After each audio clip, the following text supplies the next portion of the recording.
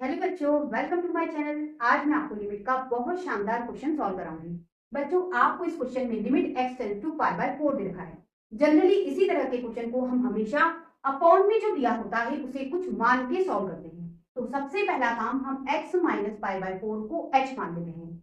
Late x minus pi by 4 equal to h। अब बच्चों, हमें क्वेश्चन के लिए x चाहिए, तो बेटा इससे हम x पता कर लेते हैं।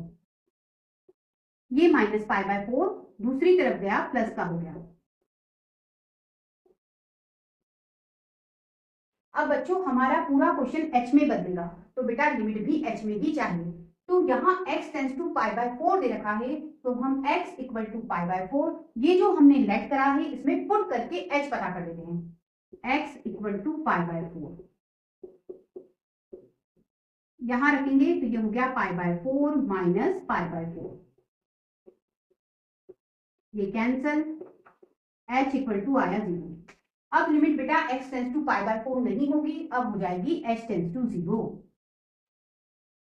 ये लिमिट h टेंड्स टू 0, ये 1 माइनस 10। बेटा इस x की जगह हम यहां से लिख सकते हैं h प्लस पाई बाय 4, और बच्चों इसकी जगह हम यहां से लिख लेते हैं h। ये लिमिट h टेंड्स टू 0, ये 1 अपॉन h ये लिखा, ये 1, ये माइनस। अब बच्चों यहाँ पे आप ये वाला फॉर्मूला अप्लाई कर सकते हो, ये a पढ़िए और इसे b पढ़िए, तो ये हो गया tan a plus b। Formula apply कर देते हैं। tan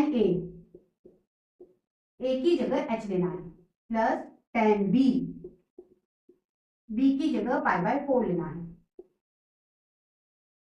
1 माइनस tan a की जगह h, tan b की जगह पाई by 4।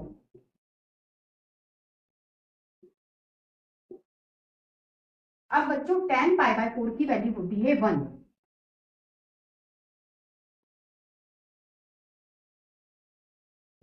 Limit h tends to 0, ये 1 अपॉन h, ये 1 माइनस ये tan h,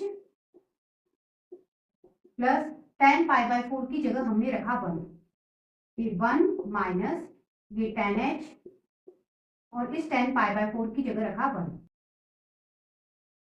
हम इसे tan h भी लिख सकते हैं, इस 1 को हटा लेंगे, ठीक है। ये लिमिट h टेंड्स टू 0, ये 1 अपॉन h। अब बेटा हम लेंगे LCM, 1 minus tan h LCM हो जाएगा। अब बच्चों सिंपल तरीके से सॉल्व कर देते हैं, आपको जैसे सॉल्व करना आता है आप वैसे ही सॉल्व कीजिए, सॉल्यूशन सेम ही बनेगा। बेटा इसका 1 में मल्टीप्लाई करो, तो ये हो गया 1 माइनस tan h, ये माइनस इस 1 का बेटा इसमें मल्टीप्लाई करो, तो यही आएगा tan h प्लस 1, ठीक है। अब बेटा अगली स्टेप में आप इस माइनस का अंदर मल्टीप्लाई करोगे तो अंदर के साइन बदल जाएंगे, ये प्लस का है अब माइनस का हो गया, ये प्लस का था अब माइनस का हो गया, ये प्लस का 1 और ये माइनस का 1 कैंसिल हो गया। अब ये लिमिट h टेंड्स टू 0,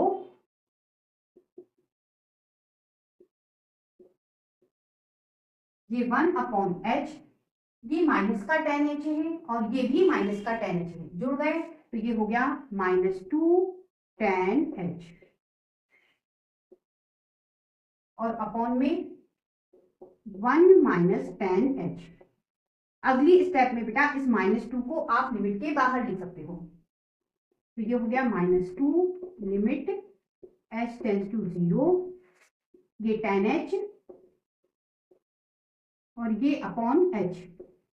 हमने क्या करा, हमने बेटा ये जो फंक्शन है इसमें लिमिट लगा दी, ठीक है।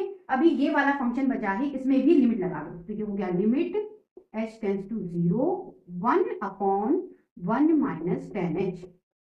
अलग अलग फंक्शन में अलग अलग लिमिट लगा दी, ठीक है। ब्रैकेट भी लगा देते हैं,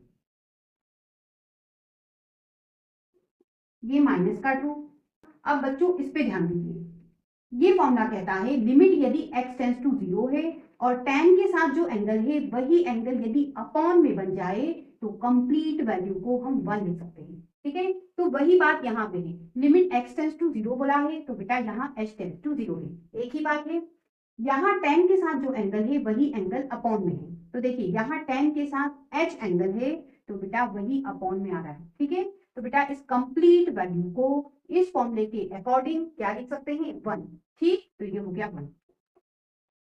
अब बच्चों ये जो फंक्शन बचा उसमें हम h की जगह 0 पुट करेंगे।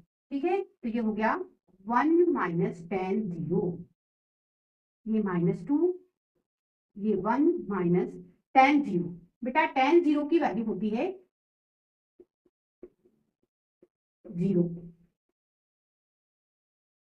तो ये हो गया 0, ये 1 हो गया और ऊपर -2, मतलब सॉल्यूशन क्या बनेगा, -2। इस तरह से बच्चों ये क्वेश्चन सॉल्व हो गया। नेक्स्ट क्वेश्चन के लिए फिर मिलते हैं, तब तक के लिए गुड बाय।